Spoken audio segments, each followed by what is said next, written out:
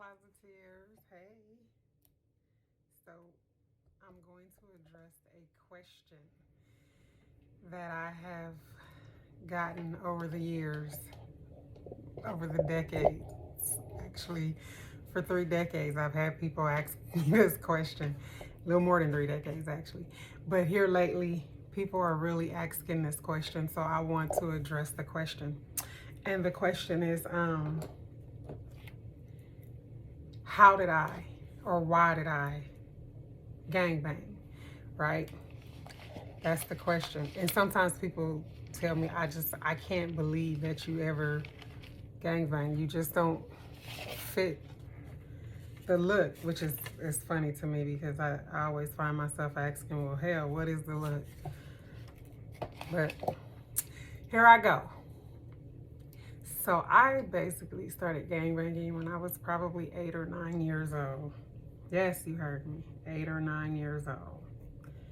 And I don't want to put the narrative out there like the gang that I started the set that I started claiming was like new to me and I had never heard of it. No, that's just not true. My brothers were a couple of the founding members of the gang, so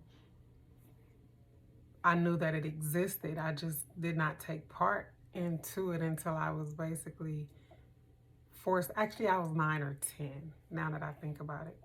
Until I was forced in my mind into doing it. I had, by the time that I was 9 or 10, I had been molested more than once. I had been raped more than once. And I felt that I had no support or protection at home.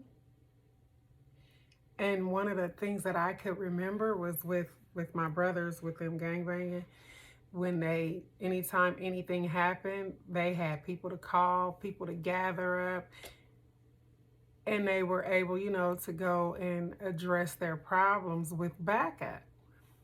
And so that was one of the things that stuck in my mind. And so I was tired of feeling unprotected. I was tired of actually being unprotected. So I got the idea that to go and join the gang, I would have a family that would in turn protect me. Now, I cannot speak to the gang culture today, but just based on what I see of it, it is not the same culture. It's not the same culture. When I, in fact, gangbang, it was a family, it was a community, believe it or not. It was not us getting together, going to rob things, going to beat people up, and that was not it. Yes, there was underage drinking and drugs and stuff like that, but that happens without gangs, so you can't put that on gangbanging. You don't have to be in a gang to do underage drinking, underage drugs, and underage sex. You cannot put that on gangbanging. So, but there was a sense of family. We had each other's back. We protected one another. And it was what I felt was missing in my life. And so that's how I started gangbanging. But one of the things that I want to clear up, I was not as sweet as people assume that I was. I was hurt. I was in a lot of pain. And a part of my response to, or one of the side effects, if you will, of all the sexual abuse that I had received, and we're not even going to go into the physical abuse that I received at the hands of my parents. We're just going to talk about the sexual abuse. The physical abuse, yes, it did cause some of the anger as well, and it is a part of me responding to my anger and with violence.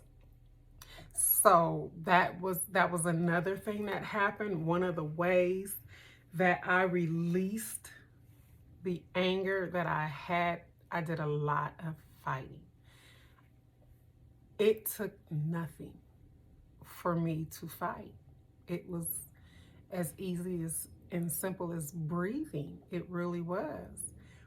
So I got the family of protection that I was looking for, and I got to release the anger that had built up inside of me.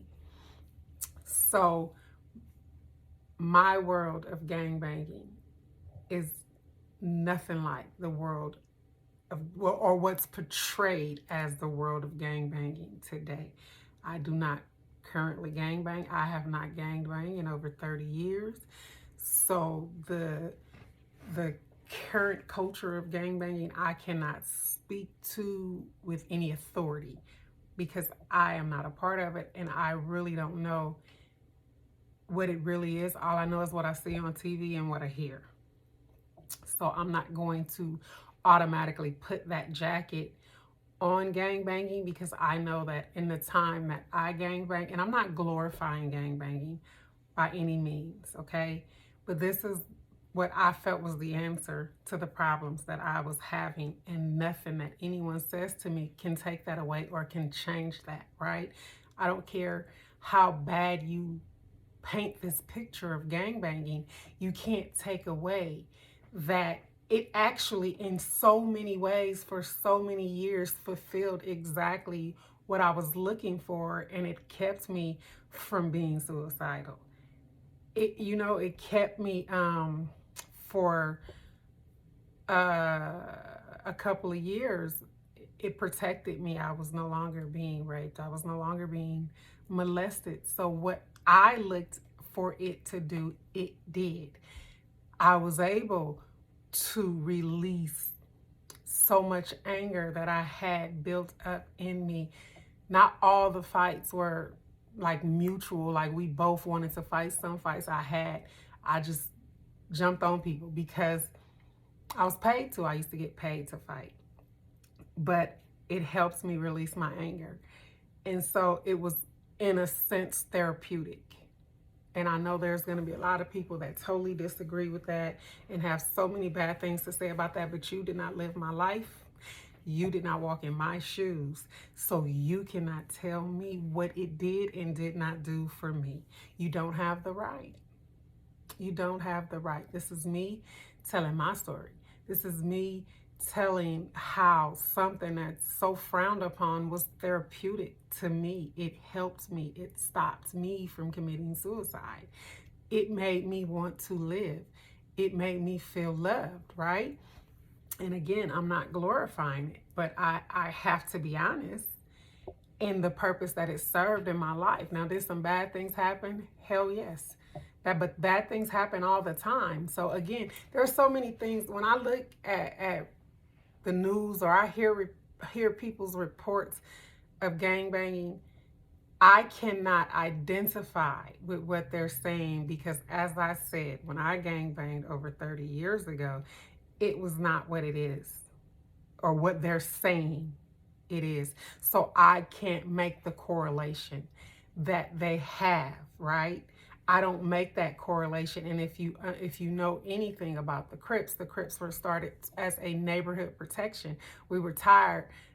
People were tired in the Black communities of the police responding and hurting, causing more pain and causing more hurt than they did help. So it was looked at as it was a community representative situation. I can't even remember exactly what it meant. And I could have easily Googled it and had the answer for you, but I know that that's what it was. It was some kind of community representation. That the word Crip actually stands for something. It's more of an anagram than an actual word. So that's how it started, and it morphed into other things. But let me tell you something before, and yes, I am making this correlation, and I don't give a damn if you get offended by it, because if you really sit down and you think about what I'm saying, you will come to the same conclusion. Don't be biased. think about what I'm saying. Just like the police department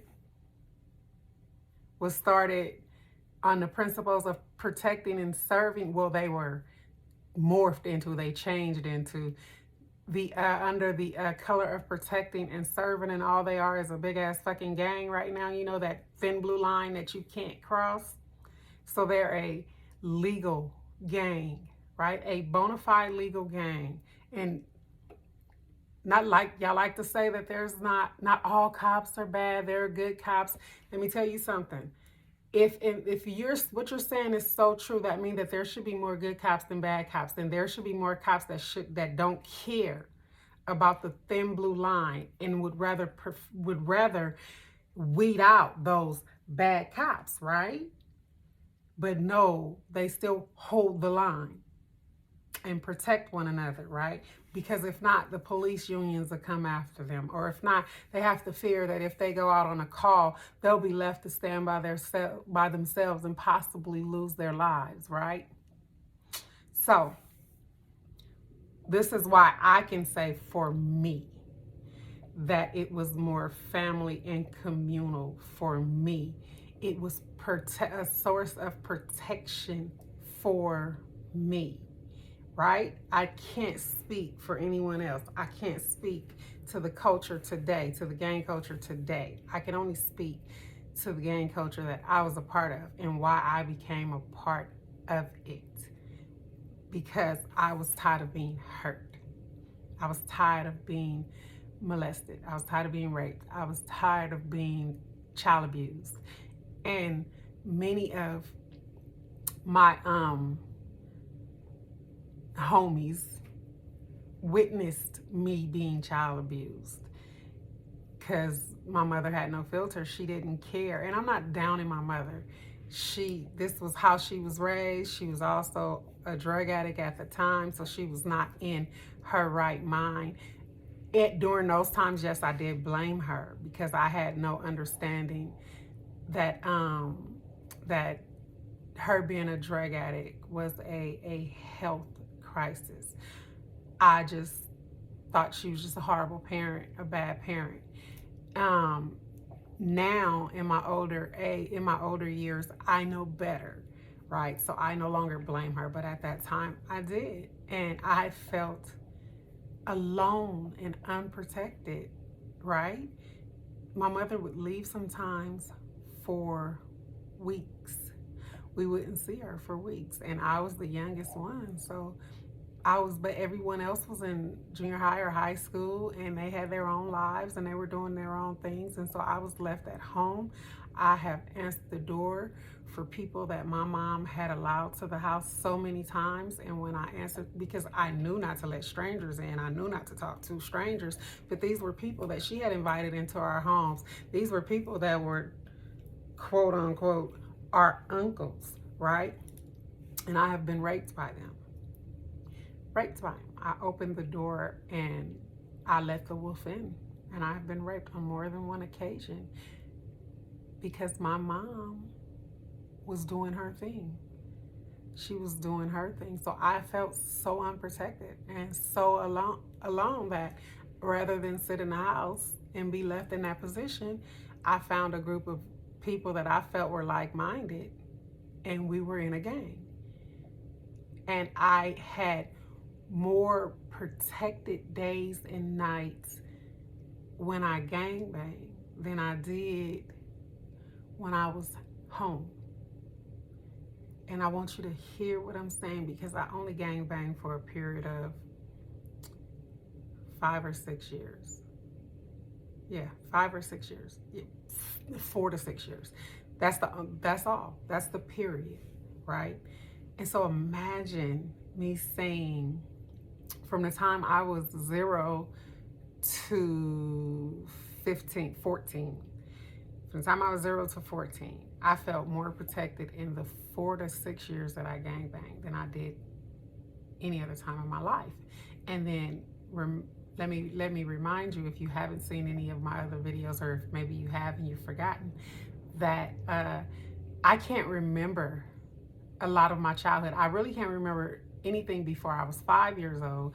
And everything after that is patchy until I'm like maybe 11 or 12. And then from 12 on, I can remember, right? So this is part one. I will come back with part two. Uh, Thank you guys for, watching and supporting. I appreciate it. Please remember to click like and share. And if you haven't subscribed already, please subscribe.